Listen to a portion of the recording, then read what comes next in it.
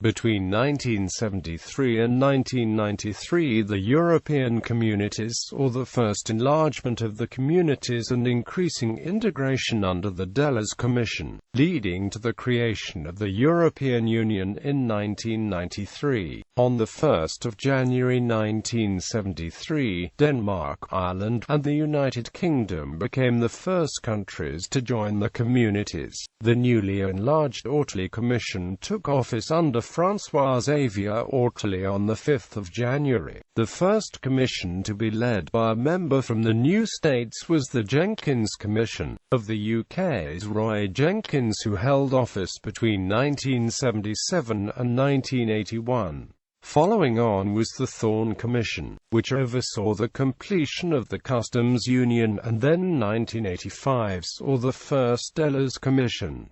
First elections. The Treaties of Rome had stated that the European Parliament must be directly elected. However, this required the Council to agree on a common voting system first. The Council procrastinated on the issue and the Parliament remained appointed. French President Charles de Gaulle was particularly active in blocking the development of the Parliament, with it only being granted budgetary powers following his resignation. Parliament pressured for agreement, and on 20 September 1976 the Council agreed part of the necessary instruments for election, deferring details on electoral systems which remain varied to this day. During the tenure of President Jenkins, in June 1979, the elections were held in all the then members. 410 MEPs were elected, and at the first meeting they elected a new president of the European Parliament, Simone Veil, a French liberal who was the first woman to be elected to the post. The new parliament, galvanized by direct election and new powers, started working full-time and became more active than the previous assemblies. The elections also helped cement the political groups and, despite attempts by the larger groups to consolidate the position, smaller parties began to cooperate and form alliances. In the subsequent elections, the electorate expanded to include new member states, and the left-wing parties saw increasing electoral gains. However, turnout began to drop from 63% in 1979 to 58% in 1989. Further enlargement. Greece, already an associate member since 1961, applied to join the community on 12 June 1975 following the restoration of democracy. It joined on 1 January 1981. In 1985, after gaining home rule from Denmark, Greenland left the community following a referendum but remained an overseas territory. Following on from Greece, and after their own democratic restoration, Spain and Portugal applied to the communities in 1977. They joined together on 1 January 1986.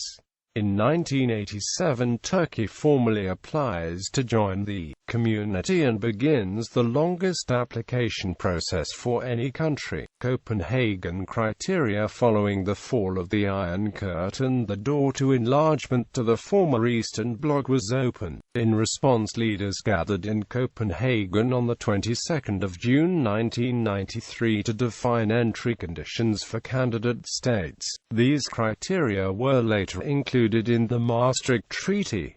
The following is an excerpt from the criteria treaties. The Single European Act was signed by the foreign ministers on 17 and 28 February 1986 in Luxembourg and The Hague respectively. In a single document it dealt with reform of institutions, extension of powers, foreign policy cooperation and the single market. It came into force on 1 July 1987. The Act was was influenced by work on what would be the Maastricht Treaty, the treaty establishing the European Union. There had previously been plans to create a more integrated body, and, spurred on by enlargement, various groups put forward plans, building on the legitimacy of its elections. In 1984 the Parliament produced the Spinelli Plan, the draft treaty establishing a European Union, which was inspired by the failed European political community, was adopted by the Parliament 237 votes to 31. It would have given a more federal structure using the community method and co-decision with the Parliament. However, it failed to win the support of the member states. Similar proposals from the Commission collapsed due to arguments over the UK rebate, and a German-Italian proposal resulted in the solemn Declaration on European Union of the 19th of June 1983 as a political impetus towards a union but not itself a binding treaty. A treaty establishing the European Union was eventually agreed on 10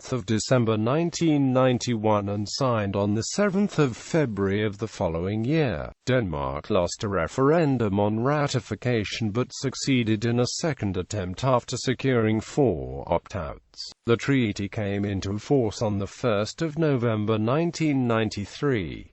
Delors era. Jacques Delors Commission, serving from 1985 to 1994, is regarded as the most successful in history, becoming a frequent source of comparison to his successors. Delors presided over accession of Spain and Portugal, the fall of communism with the reunification of Germany in 1990, the adoption of the European flag, the Single European Act, the Maastricht Treaty, the beginnings of EMU, the signing of the Schengen Agreement, and the completion of the single market.